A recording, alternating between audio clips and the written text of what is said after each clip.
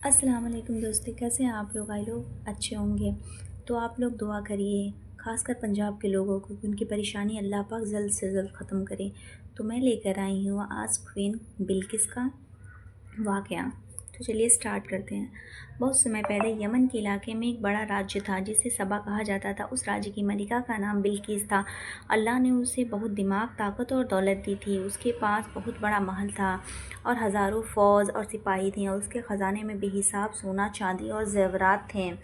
لوگ اسے بہت عزت اور شان سے دیکھتے تھے، لیکن ایک کمی تھی کہ یہ ملکہ بلقیس اور اس کی قوم سورج کی پوجا کرتے تھے۔ وہ لوگ اللہ کو نہیں پہچانتے تھے بلکہ سورج کو اپنا معبود مانتے تھے۔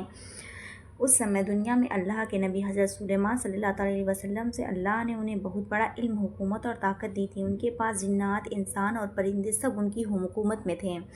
ایک دن حضرت سلیمان علیہ السلام نے اپنے دربار میں دیکھا کہ ایک ہدہد پرندہ ایک خاص چڑیا تھا غائب ہے۔ جب وہ پرندہ واپس آیا تو حضرت سلیمان صلی اللہ علیہ وسلم سے فرمایا کہ میں ایسی جگہ سے آیا ہوں جہاں سے آپ واقف نہیں ہیں۔ میں نے سبا کی ملکہ کو دیکھا ہے، اس کے پاس بڑا تخت ہے، سنہاسن ہے اور حکومت ہے، لیکن وہاں اور اس کے قوم سورج کی پوجا کرتے ہیں۔ یہ سن کر حضرت سلیمان علیہ السلام نے اللہ کا شکر ادا کیا اور ملکہ بلقیس کو ایک خط لکھا جسے اللہ کی عبادت کرنے اور ان کی طرف جھکنے کا پیغام تھا۔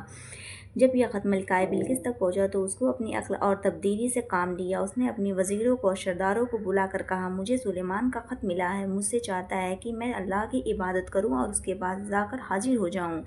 اب تم لوگ بتاؤ ہمیں کیا کرنا چاہیے؟ اس کے سردار نے کہا، ہمارے پاس بڑی فوج ہے اور طاقت ہے، اگر آپ حکم دیں تو جنگ کر لیں۔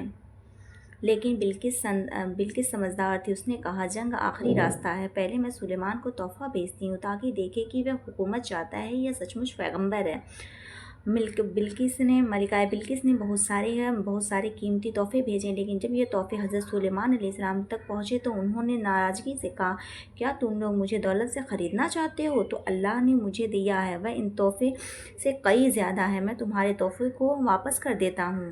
اس سے ملکہ بلقیس کو سمجھ میں آ گیا کہ سلیمان علیہ السلام کوئی سادھارن راجا نہیں ہے بلکہ اللہ کے سچے نبی ہیں۔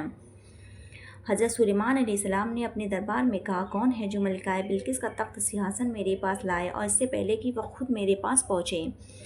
ان میں سے ایک جن نے کہا، میں اسے لا کر دوں گا اس سے پہلے کہ آپ کی مجلس ختم ہو۔ لیکن ایک اللہ کے نیک بندے آصف بن برخیا نے کہا، میں اسے آپ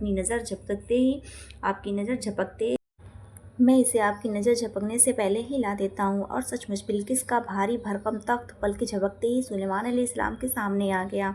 جب بلقیس دربار میں پہنچی تو اس نے دیکھا کہ اس کا تخت پہلے سے وہاں موجود ہے۔ وہ حیران رہ گئی اور سمجھ گئی کہ یہ کوئی سادھارن انسان کا کام نہیں ہے بلکہ اللہ کی قدرت ہے۔ پھر حضرت سلیمان علیہ السلام نے اسے اپنے محل میں لے آئے اور وہاں کا فرش اتنا صاف اور شیشے سے چمک رہا تھا کہ بلقیس نے سمجھا پانی ہے، اور اس نے اپنا دامن اٹھایا۔ تب سلیمان علیہ السلام نے کہا، یہ شیشے کا فرش ہے۔ اس وقت ملکہ بلقیس کو یقین ہو گیا کہ سلیمان علیہ السلام سچ کے پیغمبر ہیں اور اللہ کے حاکم معبود ہیں۔ اسی سے وہی اعلان کیا، میں اللہ پر ایمان لاتی ہوں جو سلیمان کا بھی پروردگار ہے، اور میں اپنے غلط راستے سے توبہ کرتی ہوں۔ یہ واقعہ بتاتا ہے کہ عقل مندی اور سمجھداری سے کام لینا چاہیے۔ دولت اور تاج و تخت سب اللہ کی قدرت کے سامنے کچھ نہیں ہے۔ آخر کار ملکہ بلقیس نے